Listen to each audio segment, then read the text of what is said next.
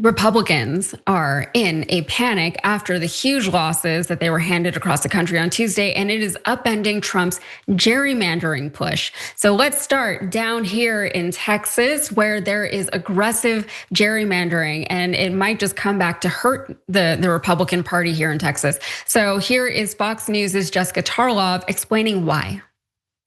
In particular, the swing in the Latino vote is really important. So Donald Trump made big gains. He got 46% of the vote. It swung all the way back. Mikey Sherrill got, 64% there.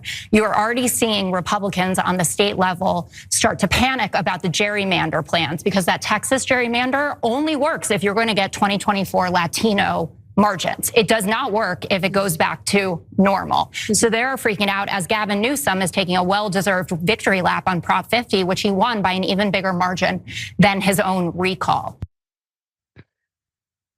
Well, Texas Republicans previously all had very, very safe seats. That changed with this map as they made several races much tighter. And if 2026 is a blue wave, a lot of them could end up losing their seats. And you know what? I would love to see that happen. Abbott had bragged about doing exactly what may sink those Republicans. He wrote on X, "The law has changed. The facts have changed. So did the votes." Hispanics voted overwhelmingly for President Trump.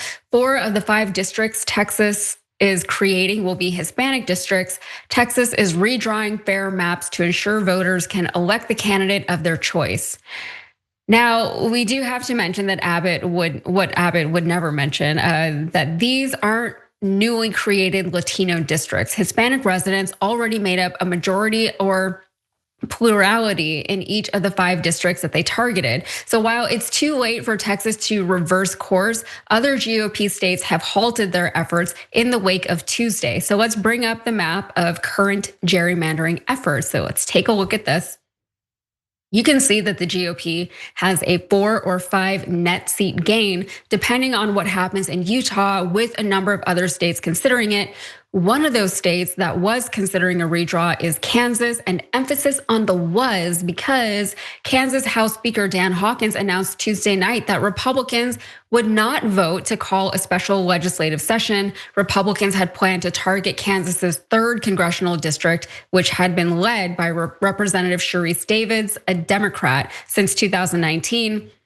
But it seems that the state's GOP lawmakers just couldn't get behind the mid-cycle redistricting effort that Trump had demanded, with some concerned redistricting could make red areas more competitive. So another state, Indiana, was already having trouble getting their redraw. So Molly Seigert, the spokesperson for Roderick Bray, the Indiana Senate's president pro tem, told the New Republic on Monday that the votes still aren't there for redistricting.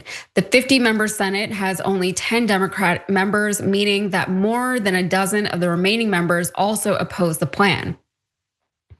So we seem to have staunched the bleeding in new redistricting efforts in red states, and going a step further, Democrats are now in a stronger position to counter the moves that have already been made. Prop 50 passing in California was huge, so thank you to everyone in California who voted for that. But there's more. Virginia's post-Spanberger win now has a trifecta as they push forward their effort to redraw. So Virginia Democrats have yet to offer details on their new map, but the effort marks the most advanced attempt by Democrats to draw more favorable congressional districts outside of California's ballot measure, which also faced voters Tuesday. Both chambers of the state's legislature will need to pass the proposed amendment again in another session after Election Day.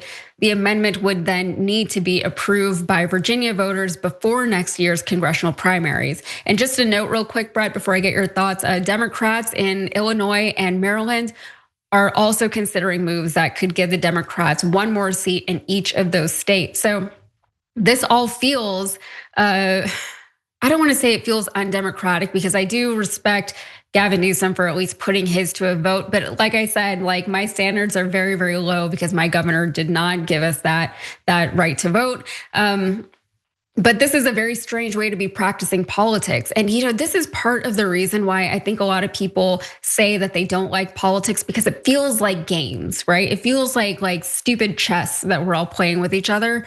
And it's not fun, like in a perfect democracy, it would be, here's the issue, here's the people, you vote, the people vote on the issue, and then whatever the people vote for, that's what happens. But in the reality, we have things like gerrymandering and redistricting and redrawing the maps. And then we have things like the Electoral College. And then we have things like the filibuster, which we're also going to talk about in the bonus. So Brett, there's a lot going on here. Some of it is encouraging, but it's also like, why are we doing any of this?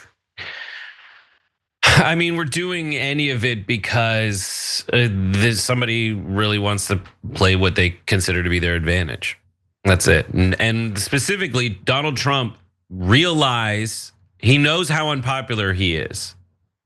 And that's why he put pressure on Texas to redraw the district lines, because he knows last time, as soon as he got to be president, the next election was real bad for him. So rather than be better at his job, once again, he's trying to just change the rules. Or then the other move he has is to deny that rules exist and pretend that other people are cheating, which is not the case at all. Like, he started this. He doesn't understand that other people might finish it. But like, yeah, and the last thing is like with the Latino vote thing, like I think what a lot of Democrats don't understand is that there's a lot of Latinos in America who don't like illegal immigration. They came in legally and they don't like illegal immigration. What Donald Trump doesn't understand is like, bro, now the way that you're enforcing legal immigration makes it so that the folks that don't like, the Latinos who don't like illegal immigration might get arrested, beat up, and sent to a country they're not from. Yeah, I mean, the whole thing is very unsettling. I mean, here in Texas, I mean, I know a lot of Latino people who do support Donald Trump. They support the administration, and they even support his efforts with ICE and everything going on. But the thing is, they're also sort of uneducated as far as what ICE is doing, right? They don't seem to understand that ICE is just picking up people off the streets. There are no warrants, there's no due process, there's no accountability. There's no informing the families or friends as to where these people are being taken. And so they don't really understand that that could very well be them being picked up by ICE and being deported to somewhere, maybe the country that they came from, but maybe not, maybe they're all just going to some concentration camp somewhere in some other country. But again, there's not really much of a paper trail. So I would love to see there be some more education there for the people who are still supporting this, especially people of color who, as far as these ICE agents go, they're not really discriminating against, people. They're listening to people if they have an accent or not, and then flagging them for that. There's a lot of American citizens who are here legally, who have always been here legally, who still have accents. I have a friend who was born here and he still has an accent because he speaks Spanish in his house, right? But he's not safe. And the other thing is, they say things like, oh, I have my papers, I have my papers. What American walks around with papers to prove that they're American citizens? I've been here my whole life. I've never had like papers that I'm walking around with. I'm gonna assume that you don't either, Brett. So it's a whole thing. It will be interesting to see how all this plays out in the midterms. But they keep saying that this 2025 election is a bellwether for what happens in the midterms. And I hope that stays, but a lot can happen between now and then, so.